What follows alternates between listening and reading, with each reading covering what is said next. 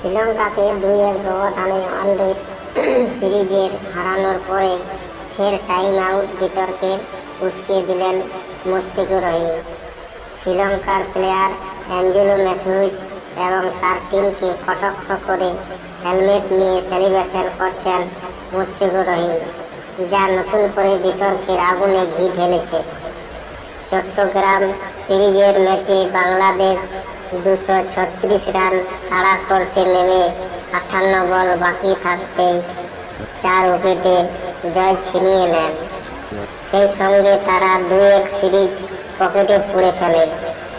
সোমবার তৃতীয় ওডিআই টসে জিতে প্রথম ব্যাট করতে নেমেছিলেন শ্রীলঙ্কা।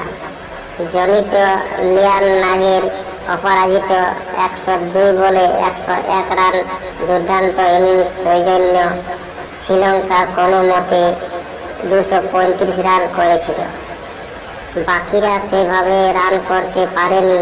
দ্বিতীয় সর্বোচ্চ 37 রান করেছিলেন রচিত আসলাঙ্গা, 29 করেছিলেন কুশাল মেন্ডিজ। বাকিরা তো 20 রানও পৌঁছাতে পারেনি। বাংলাদেশের হয়ে তাসকিন আহমেদ 3 উইকেট নেন, মুস্তাফিজুর রহমান এবং মেহেদী হাসান মিরাজ 2টি করে উইকেট নেন। রান তাড়া করতে নেমে 40.2 ওভারে 6 উইকেট হারিয়ে 237 রান করে ফেললেন বাংলাদেশ।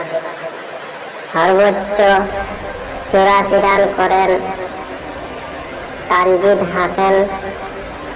18 বলে 48 রানের দুর্দান্ত একটি ইনিংস খেললেন রিশাদ হোসেন। 36 বলে 37 করে